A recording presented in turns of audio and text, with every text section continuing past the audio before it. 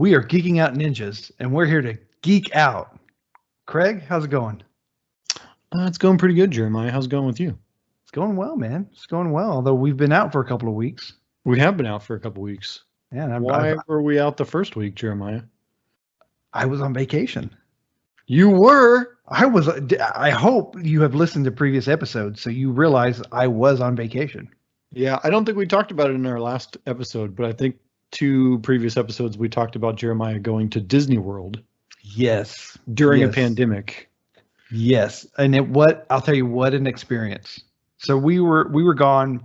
Well, we were supposed to be gone 10 days, right? So that's we were actually in Florida for basically 8 of those days. I mean, we had a day travel back and forth, but that's pretty good.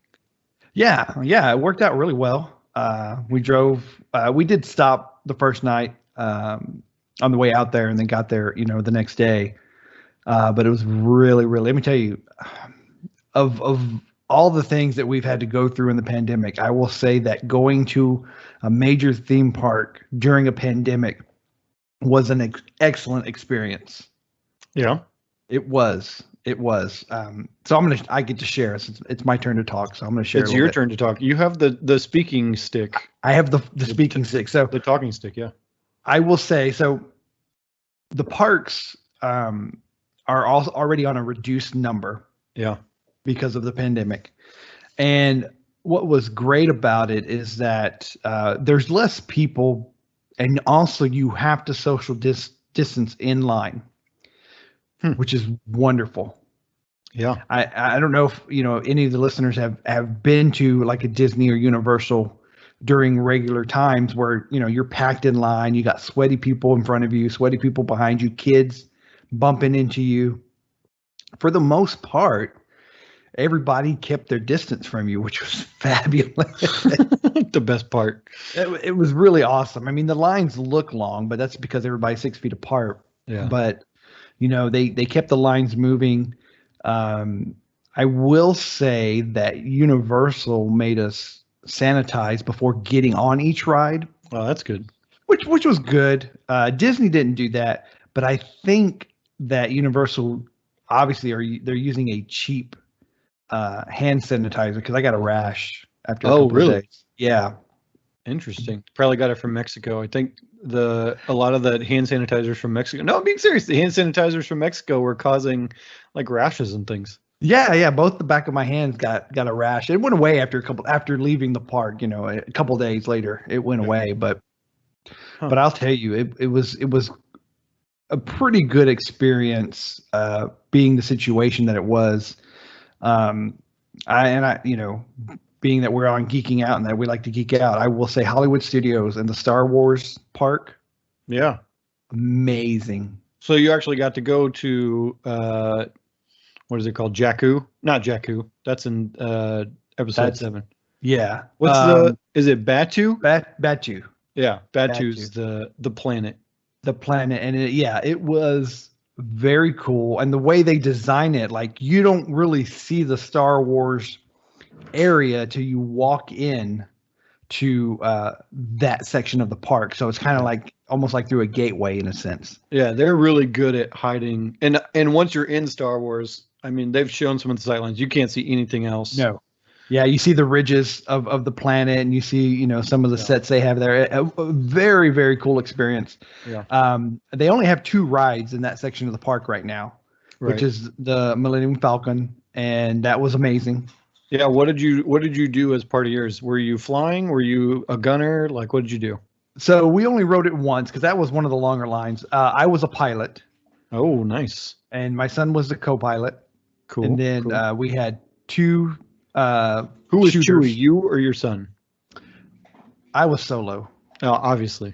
I mean, I sat in the seat. I was solo. What's kind of cool is that but each pilot controls just one aspect of it. So I controlled lateral movement, and then my son controlled the up and down. And let me tell you, we were terrible. That sounds kind of hard though. Like, how can you be controlling like 2 separate things? Well, 2 people controlling like separate parts of the control. That seems bizarre. It does, but I guess the way that it handles, like I probably couldn't have, I might have been able to do both, but the way that it's set up and how you see everything, it was so hard to control that thing. Like I Yeah. kept overcompensating, trying to get, and then he was doing the same thing. So what's cool is it's like a video game, Oh yeah.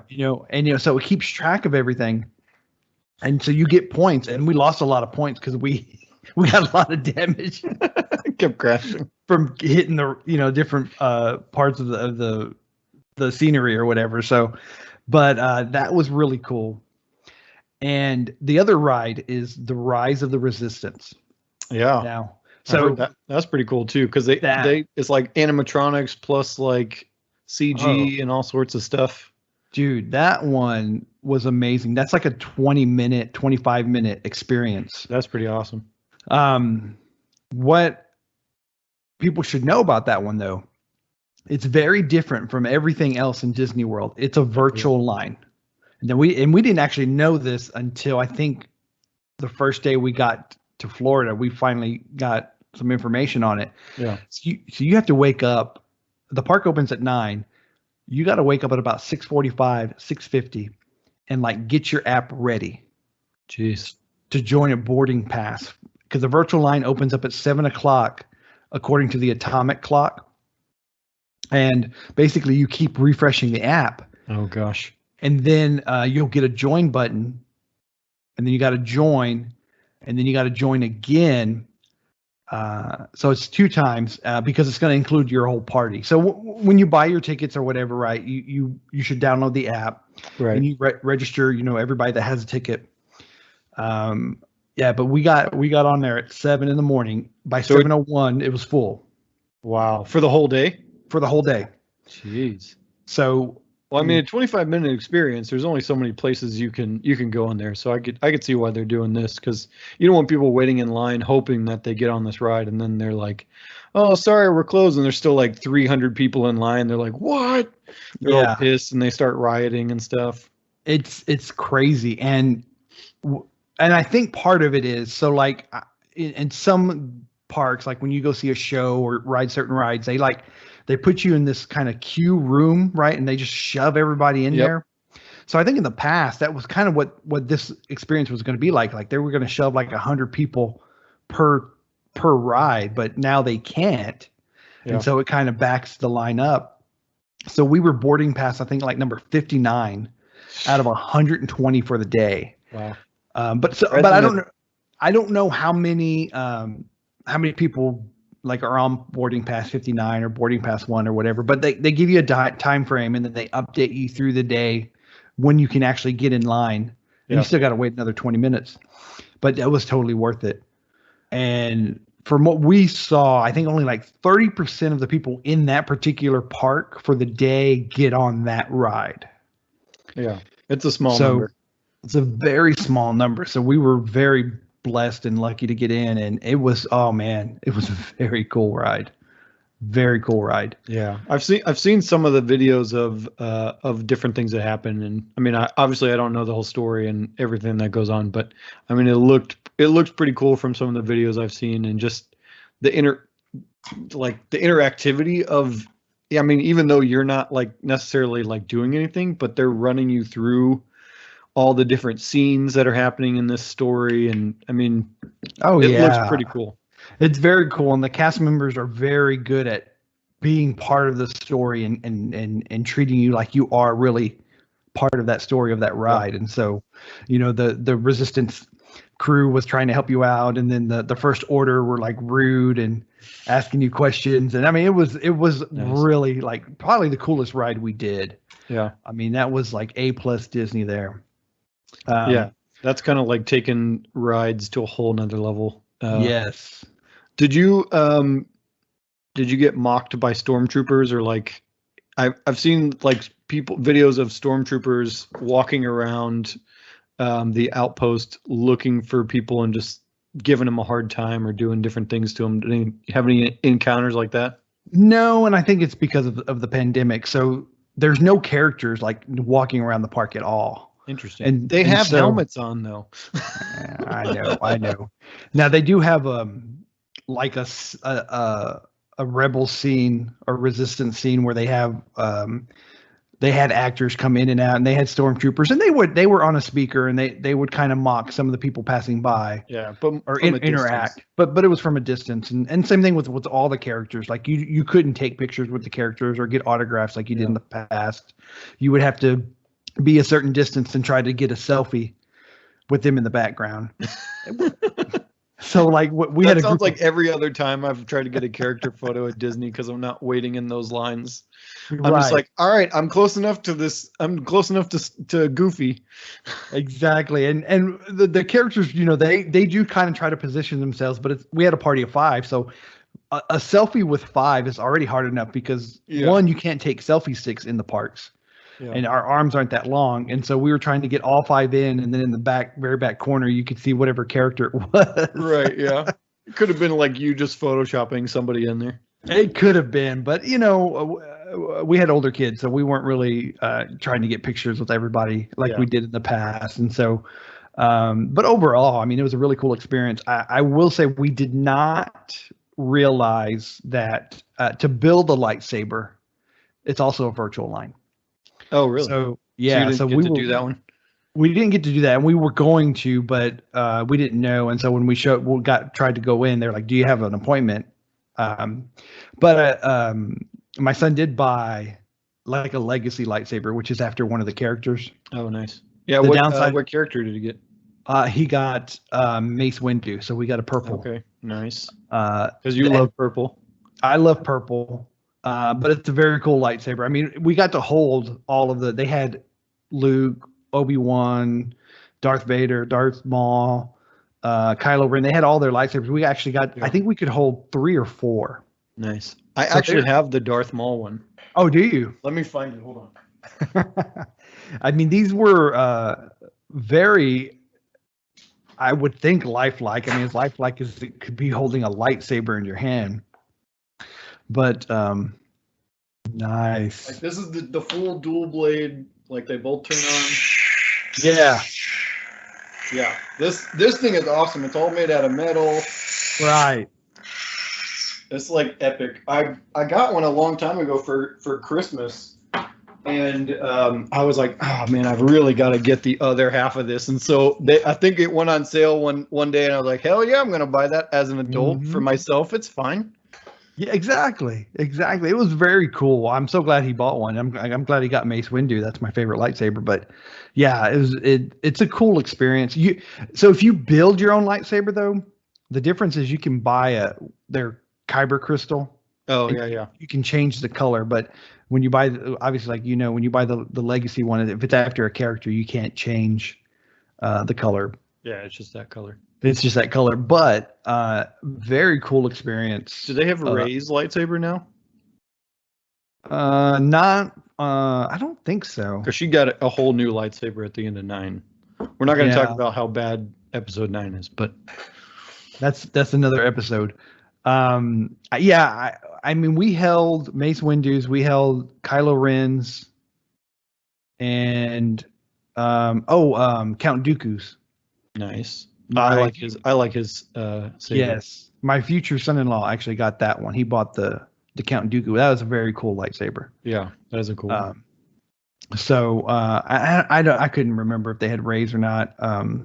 But overall, just a very cool experience. We rode everything we wanted to ride. A few things multiple times. Harry Potter World. Awesome. Hagrid's coaster, the motorcycle coaster. Oh yeah. Freaking awesome. And I'll tell you about that one. So the whole time we were there, even when we weren't at Universal, we would check just the queue line to see how long it was. And it was always more than 60 minutes. Always. Dang. And so we had planned, I don't know if it was the last day or the day before, we're going to hit that ride first. We're going to get to the park, and that's where we're going first. And so we did that. Straight to it. We made a beeline. And what we didn't realize was that last weekend was President's Day weekend. And oh, no. So any holiday weekend, right, is a busy weekend. So we get in line, and it said the line was like 45 minutes, and it was only really 15. Oh, nice. It was really quick. But when we were getting in line, they had a sign out that said virtual line. Oh And no. so I said, "Hey, is this a virtual line?" No, no, come on in. And so we got in, and like I said, it was like 15 minutes, amazing ride.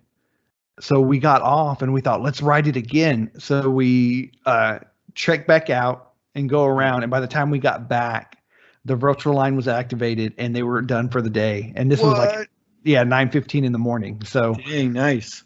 I think they would reopen it throughout the day, but when we tried to get it the virtual line right away, they were like, no, it's you got to wait till 1 o'clock or whatever their time frames are. Yeah. But I think we rode that one. We still got to ride that one a couple of times. So just Nice. very, very cool. And I don't know. I'm assuming when summer comes, they're going to start letting more people into the park because I think California is opening too. So I don't know, but We'll see. it was a very cool experience and Yeah. probably one of the better ones just because reduced people. people. Yeah. Yeah. Yeah, I could see it being a good time to go and a bad time to go at the same time. So Yeah. Yeah. Yeah. And so we got stuck on the way back. So we were coming back on Sunday, yeah. right before Snowmageddon hits. And so we ended up staying in Mississippi for another 5 days till Friday. Oh, y'all were there that whole week. We were there the whole week because we couldn't get in. Everything had shut down. Yeah, that's true. They closed the highways. They closed the highway. So, I was thinking, let's push through on Sunday. And I was thinking, oh, if we get stuck in Houston or Lake Charles, we'll be fine. Yeah. Thankfully, I have a very intelligent wife who said, no, we have family. Let's stay with family. Let's not spend any more money. Right. It would have been pretty devastating realizing that we were stuck in a city, probably with no electricity. That's true. Don't know how much food. Probably would have been without electricity in a hotel, which probably would have been awful. Yes. Just being in a hotel by itself would have been awful for 3 or 4 more days. So yeah, I lived through it in my house. So what happened? We haven't talked. Texas Snowmageddon. So the power situation wasn't terrible for us. Mm-hmm. That whole first day that it snowed, I think we had power almost all day. I think we maybe lost it at like 3 a.m. So you wake up and you're like, oh my God, it's so cold in here. Right. So because it's like 9 degrees outside. Which, for us Texans is really cold. That's cold. But we enjoyed the heck out of the snow with the kids. Mm-hmm. I mean, it was like 10 o'clock or 11 o'clock when it first started snowing that first night. Right. And so we woke up our kids because, you don't know if you're going to get to enjoy the snow long term. You don't know if you're going to get to see the snow fall. Like all these things went through our heads because in 2017 it snowed and our oldest daughter was a little over, I think she was almost 2. Right. So she was almost 2. And so we brought her outside and she got to see the snow fall and she just like loved it so much and it was awesome. And so it's like, okay, well now we have a 3-year-old who was asleep during the first, the 2017 snow. Because it was, I think she was like a month old the first time it snowed, and I think it was 2017. It might, yeah, it was 2017, December 2017, and so she got to see snow falling for the first time that night, which was. I mean, it was awesome that they got to experience it. They weren't outside for very long, but we woke them up. So they did not want to go back to sleep at all. So that was a nightmare to deal with. We didn't wake up the youngest one. We just let her keep sleeping because it was like, she's not going to care about this at all. And we'll play in it tomorrow. And so the next day, I went outside. I have tons of video, tons of photos of my house from every angle. I've got drone video. Like, it was pretty cool. And then after that, we went outside with all the kids. Everybody played. My youngest daughter, we bundled these kids up. We had like 3 layers on. We had gloves with socks on top of the gloves. So the glove or the mittens, they were mittens. So they were like wool mittens. So they're not going to keep the water out super. Right. Great. So it was like there were multiple layers to keep the water and the cold off of them. It worked beautifully because they did not complain about being cold outside like at all. Yeah. But Well, because it was a the littlest cold one, snow, right? It was like it wasn't just like I know like in Colorado they get snow and it's like almost sunny and it's kind of nice, but I mean it was cold. oh yeah. So the first snow, it was mostly powder. Like it wasn't icy at all at first. And once it warmed up a little bit throughout the day, then it got kind of icy and whatnot. But it was literally powder. You couldn't make snowballs. You couldn't do anything. It was that kind of snow. But my youngest daughter was trying to walk in it, and she was so bundled up. She was like, her arms were stuck out. She looked like a starfish. Awesome. She fell like so many times, so we took her inside. But then the other girl stayed outside, and we had fun for I think a couple hours, and then went inside for a little bit, and then came back outside when it got a little bit warmer and the sun was out, and you could make snowballs. And we made a huge snowman. Oh, I gotta find the snowman. Yeah, you got to show a picture of that. It was epic, to say the least. If you're not watching this on YouTube, look at like 22 minutes into the podcast on YouTube, and you'll see our epic snowman in just a minute here. Well, yeah, I'm waiting. Come on. I know. It's gotta find it first. It takes me a second. My family was a little bummed that they didn't get whoa, look at that. Yeah. Play in the snow. Yeah, this was an epic Nice. snowman. I started with small balls. Like I would make the snowballs with my hands, and then I rolled it around the yard as it picked up snow and leaves and all sorts of stuff. It was crazy. It would come up in sheets. Like the snow would come up in sheets off of the ground onto this snowball that I was creating until I made these huge balls. And then just put them on top of each other, and then I had to drill into the snowman to put the carrot in there and the arms, because there was like ice on the inside by the time I went and did it. But I mean, this is an epic snowman. Here, let me show you how big this is in relation to our family. Like, man, it's a massive snowman. I was like, if there's ever a like competition, like who made the best snowman in San Antonio in 2021, I wanted to be on the freaking list of like top snowmen. I think you're up there. It's a legit snowman. This is my first snowman that I've ever made. And I was like, I'm not going to mess this up. I'm not going to be one of those other San Antonio people who just like puts a pile of snow on the ground and it's like, there's my snowman. I'm not doing it. Nice. Got to do it the right way. That is awesome.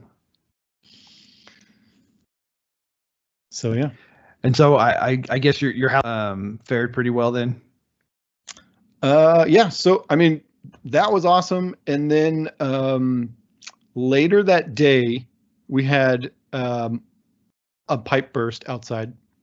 Oh, okay. So it was outside. So yeah, we actually had two leaks. So one of them legit like burst. I've never seen a pipe do this, but when they say a pipe burst, this is exactly what they mean.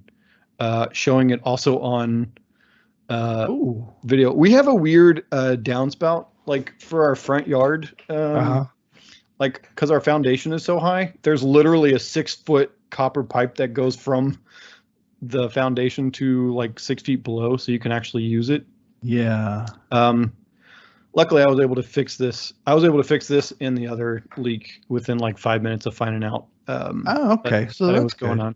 Yeah, so it wasn't too bad. But so it burst here, and it burst here. It burst in 2 separate places. Wow.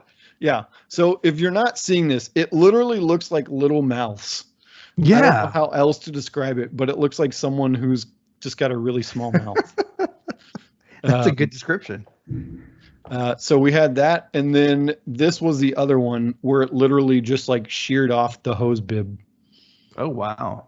Yeah. I was shocked to find that when I went outside. Yeah. Turned the water off and put a new hose bib on, but after that I was good to go.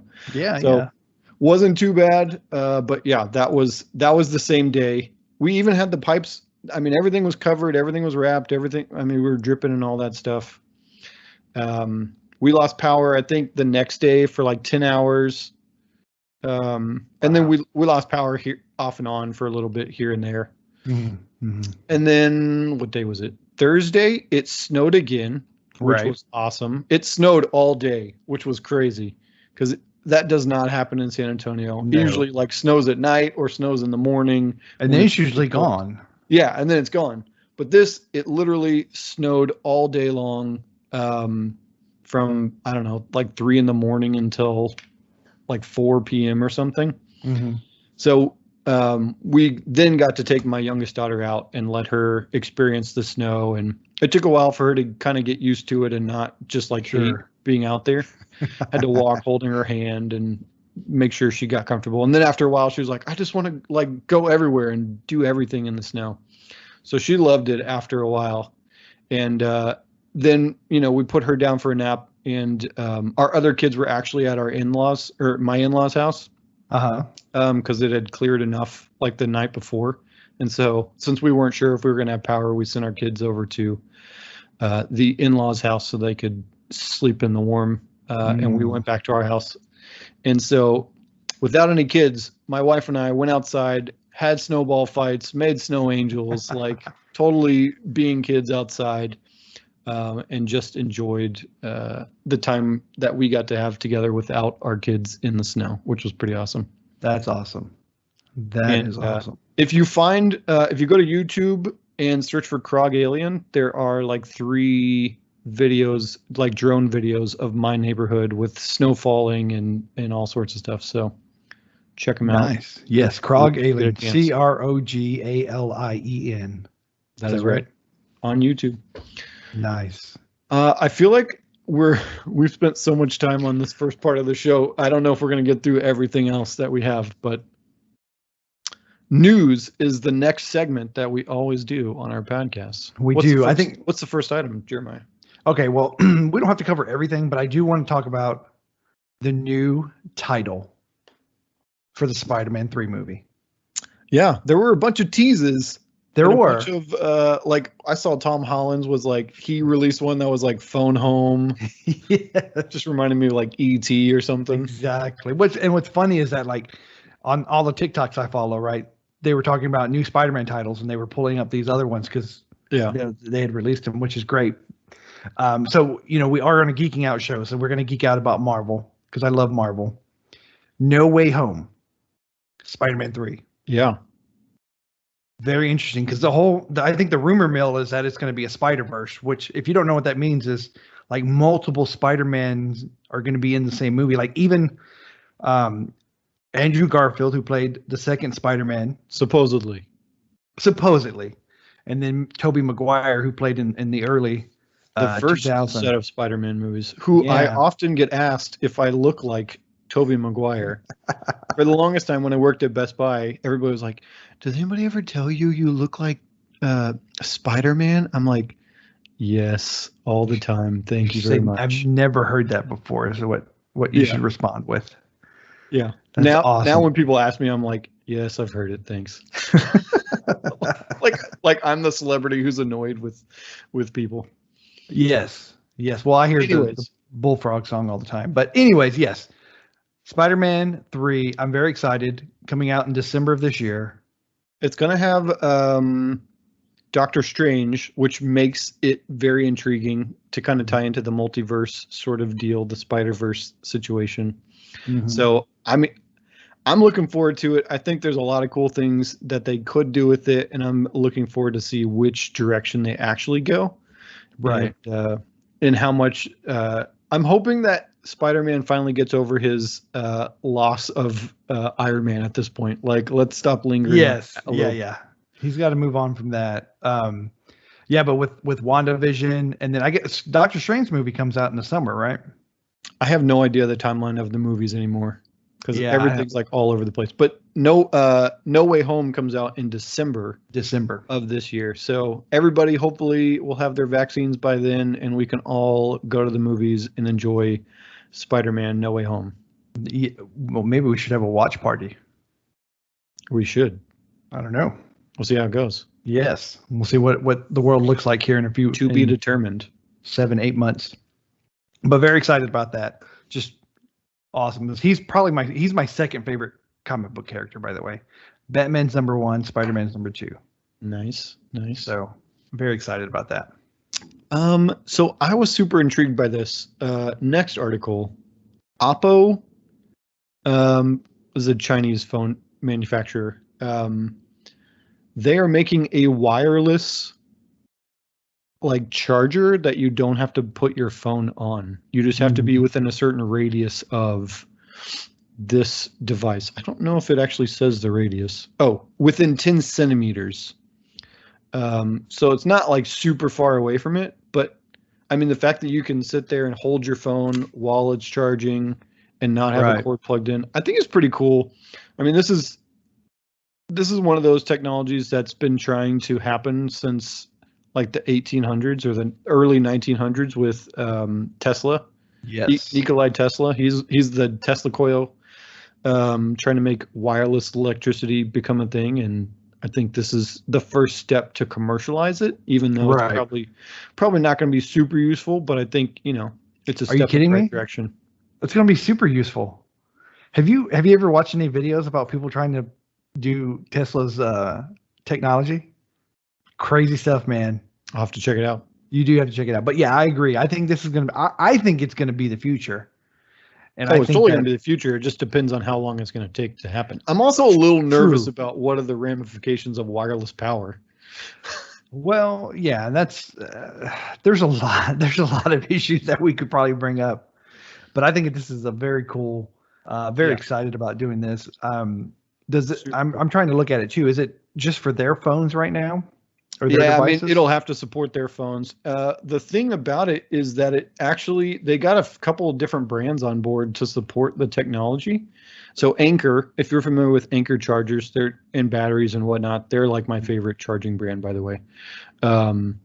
Inexpensive, really good quality chargers and batteries and cables and stuff. Volkswagen, the car company, is on board, and NXP Semiconductors, not super familiar with them, but the fact that they're getting other brands on board to support this, like, could you imagine in your Volkswagen, like being able to just put your phone down like somewhere and it charge? Oh, 100%. That's pretty awesome. Well, I had my first Volkswagen that I got last year, and I love it. Yeah. And if they can add wireless charging to it, awesome. I mean, it's great stuff. It's pretty cool. I like that. So I know we talked about the Mate X2 a couple weeks ago. Yes. And we talked about the rumor that it was coming out. So they announced it this past week, and it looks a whole lot like the Galaxy Z Fold 2. Right. I think I got the name right. So it's got the screen on the outside. That's mostly bezel-less. It's got a small bezel around there. It's got a camera on the inside of the screen, and then it's got you fold it out, and you got the big 8-inch screen on the inside, and then you've got like the camera array on the back.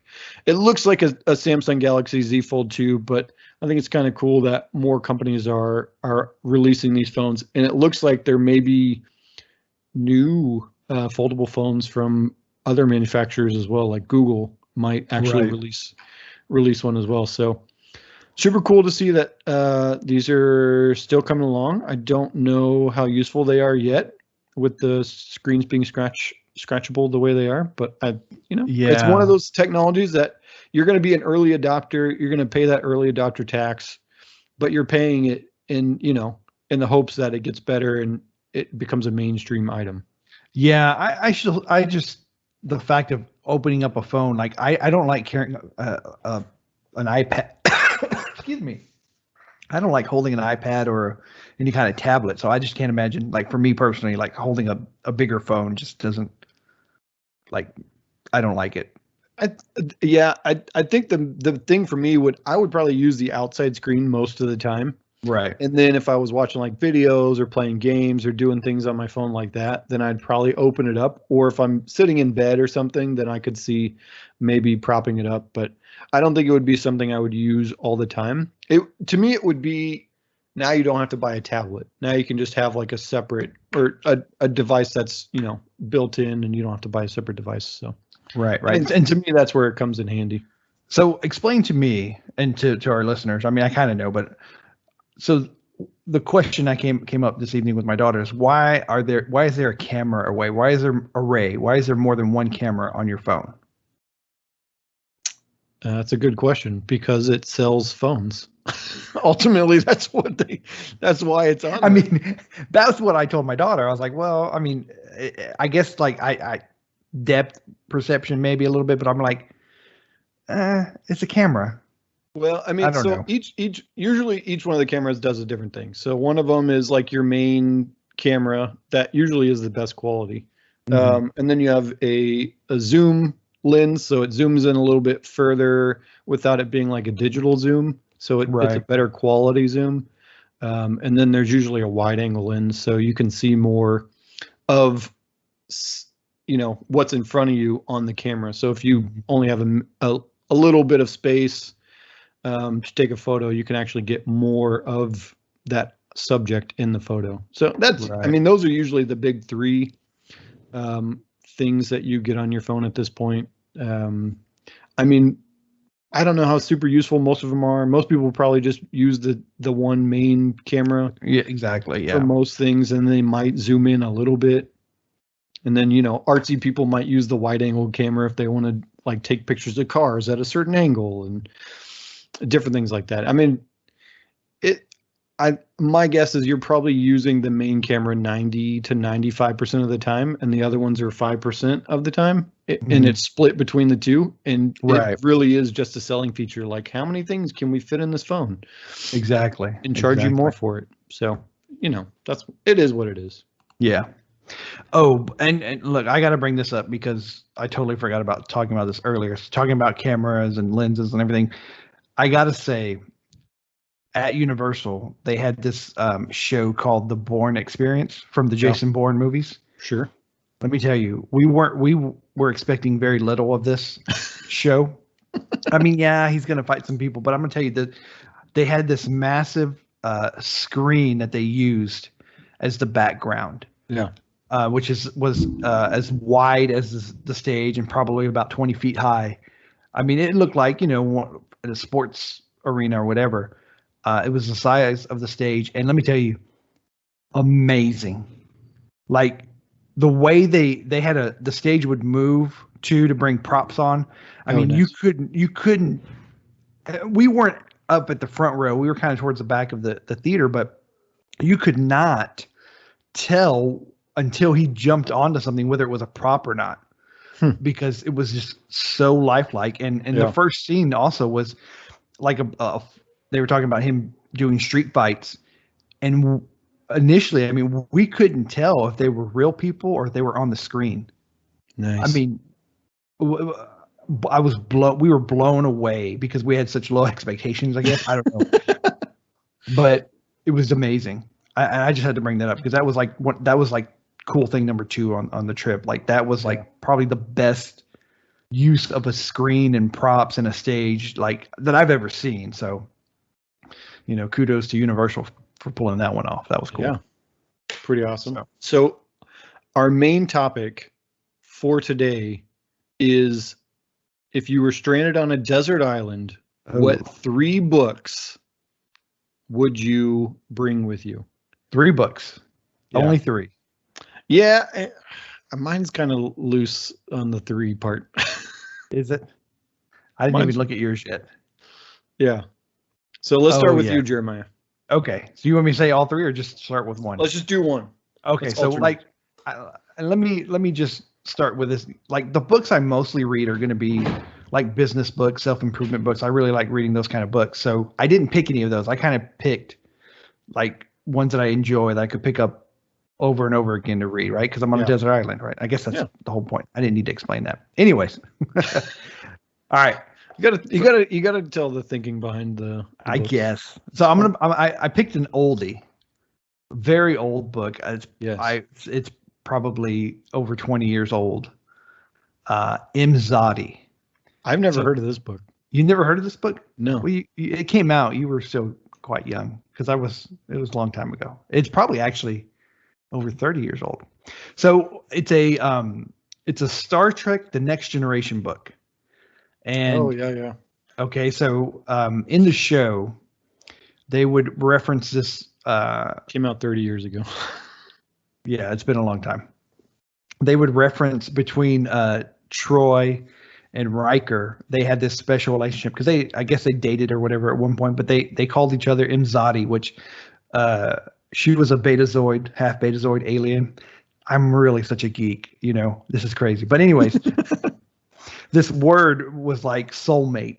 I mean, that's a really simplification of it, but in essence, it's soulmate is what it means. And so it was just a really cool story, background for Riker and Troy, because Riker is probably one of my favorite characters off that show. And so, and of course, Deanna Troy was hot, right? So just a very. What more do you need? What more do you need? And it made for a great.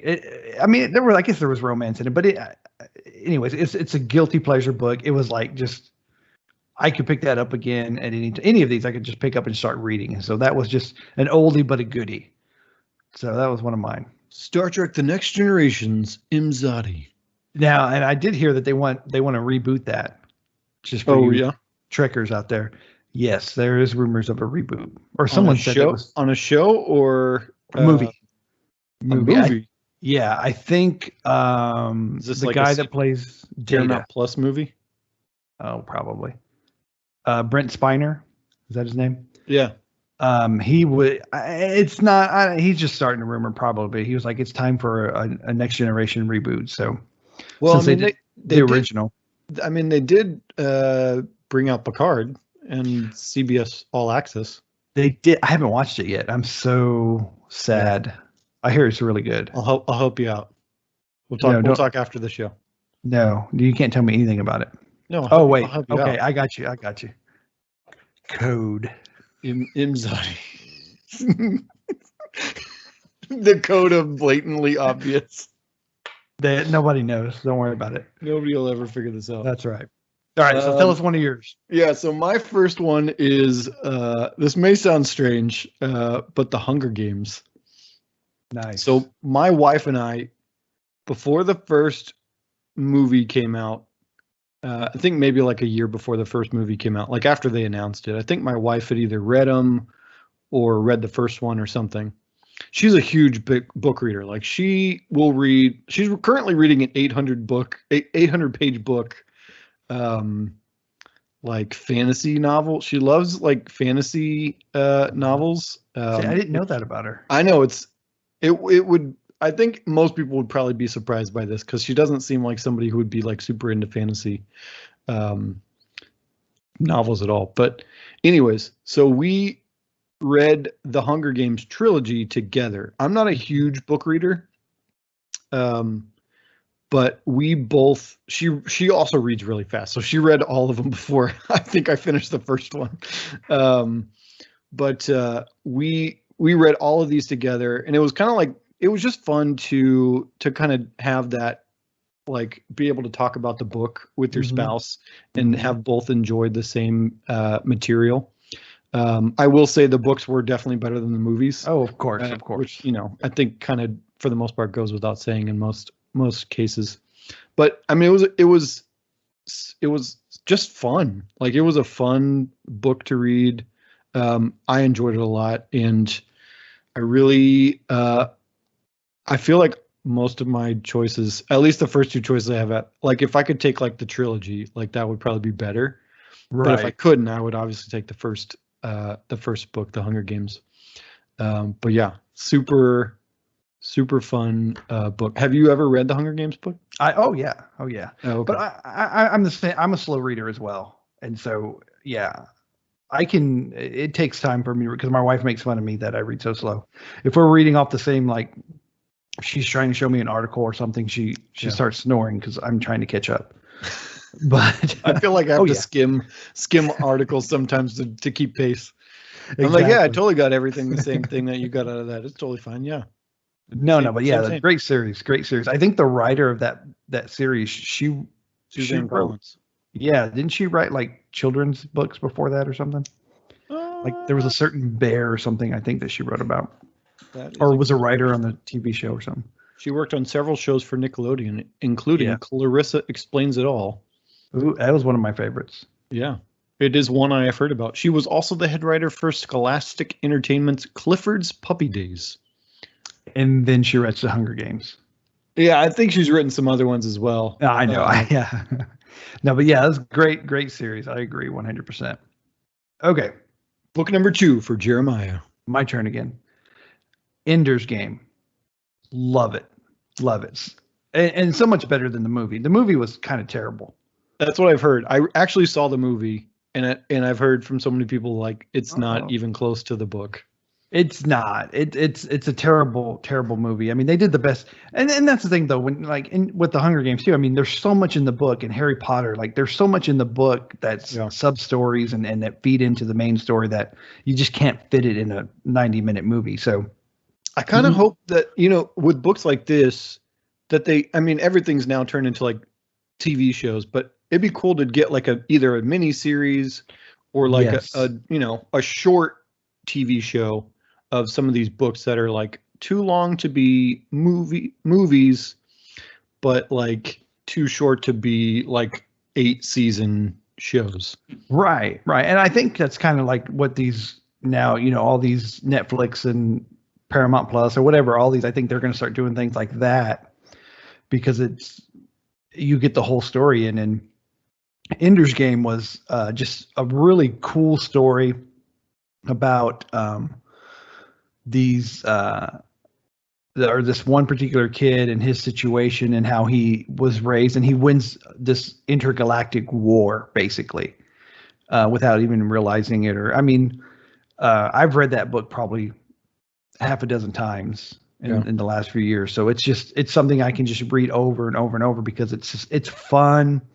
The author you can relate to the kid. It's a really cool story. A lot of characters into it and how they play off each other. I mean, it's a whole series actually. Oh, really? Of Ender. Yeah, there's stories about him as he gets older, and then his family members, and then people that he went to the space school with. It's quite interesting. I haven't read many of the other books, but that was the first one, Ender's Game, and it was a great read. Pretty quick too. It's not a very, very long book. 382 pages. Is that it? I think so. I don't know. That's probably like a small print paperback too. Yeah, I know my dad actually has the book Ender's Game, and I've seen it. It's not a real thick book, so. No, I think you ought to pick that one up and read it. You might like that one. I should probably do that. Maybe that'll be. I don't know if my wife's read it because we were talking about reading another book together. So maybe that'll be the one. I think so. I think y'all would enjoy that one. That's a good one. Orson Scott Card, I think, is who wrote it. I know you're correct. I know you're looking it up. So I Googled it. So I didn't just know how many pages it had. All right, Craig, what's your second one? So my second one is so I like reading biographies and autobiographies. I have a shelf full of them. This wasn't like a guilty pleasure, but I used to read a lot of wrestler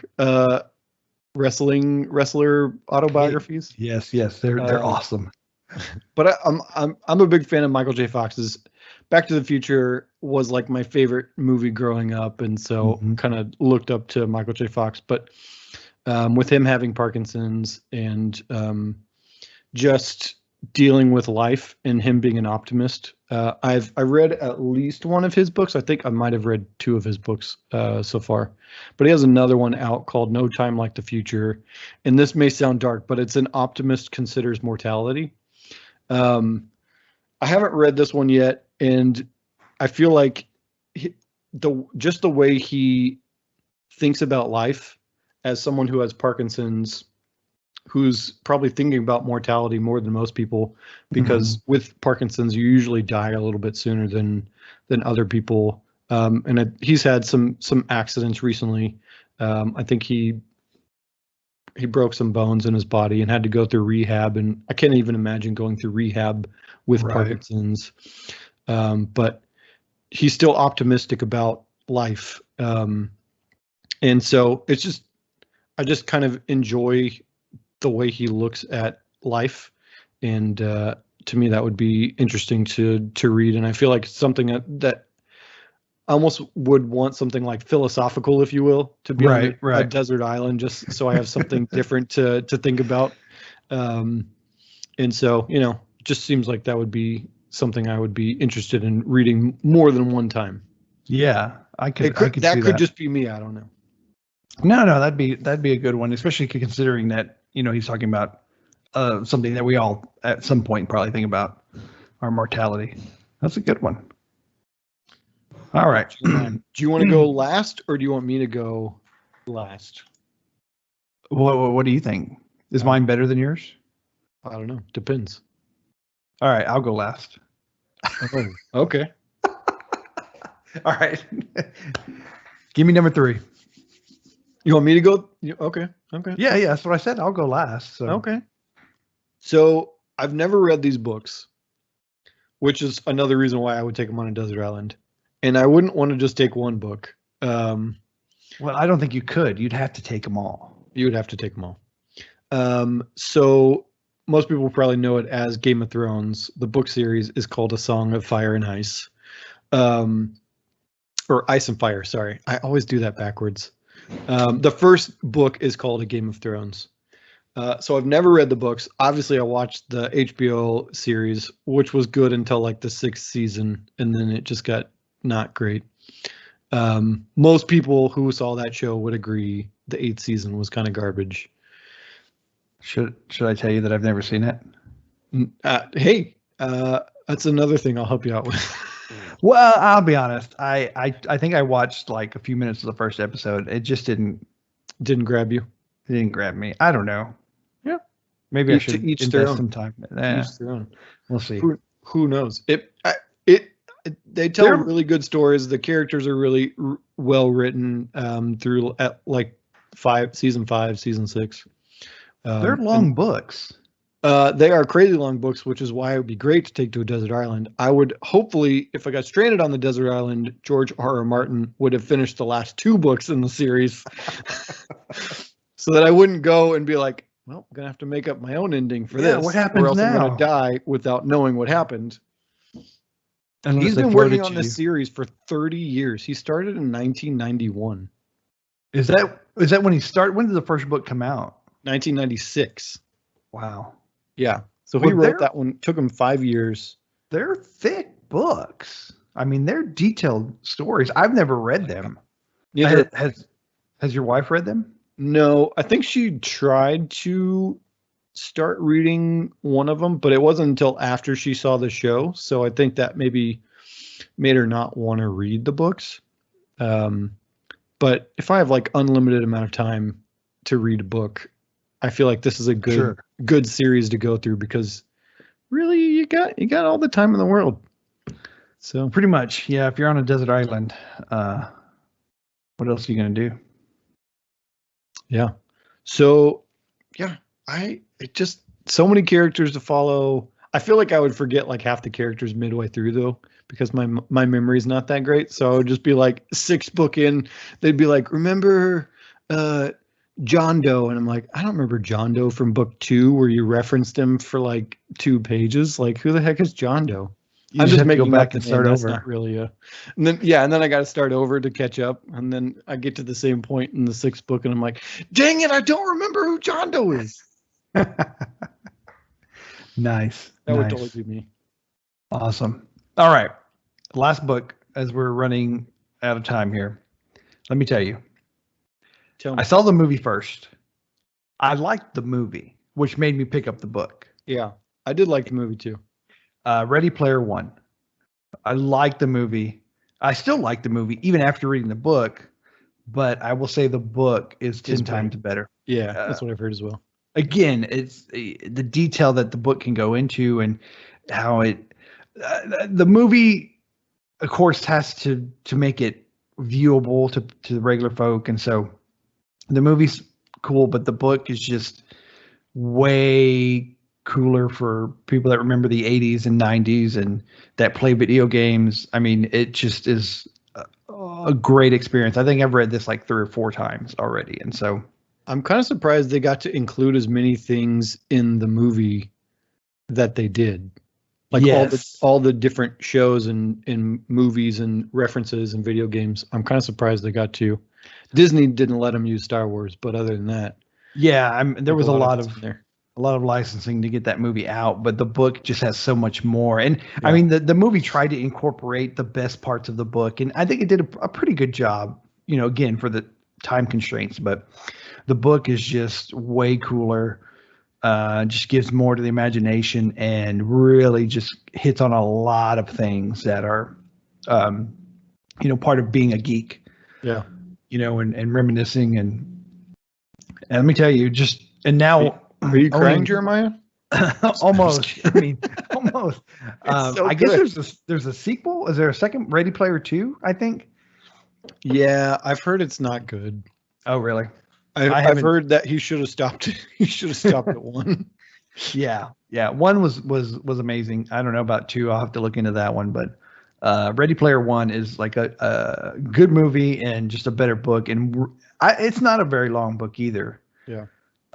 So it's worth picking up. And I mean, I have Ender's Game and Ready Player 1 on my Kindle app, so I pretty much pull those up whenever I feel like reading, which isn't a whole lot, but when the time comes, it's time to read something.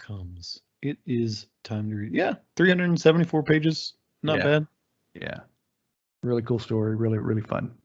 Fun reads. If I'm on a desert island, I want it to be fun. And I am the opposite way, apparently, except for the Hunger Games. Even that's like dystopian future, sort of like overthrow the government. It's whatevs. Whatevs. That's right.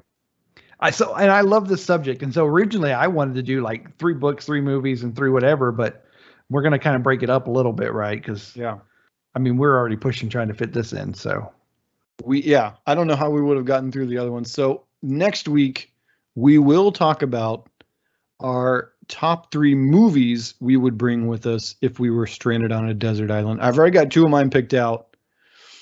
I kind of talked about it in this podcast. Ooh, spoiler. But and then we'll go the week after that. We'll do 3 like music playlists or albums, and then after that we'll do top 3 video games. Ooh. If anybody can think of any other things we should include on like a desert island list, let us know. Yeah, hit us up. I was thinking like top 3 maybe television series. Oh yeah, we can do that. But hey, yeah, definitely hit us up on YouTube. Geeking Out Ninjas. You can catch us on anywhere that you listen to podcasts. Anywhere that you listen to your podcasts. Spotify, Apple, you pick it. Definitely listen to us. Check out our website, geekingoutninjas.com. And I think that's going to do it for this week. That's it. All right. Have a great week. Ta-ta.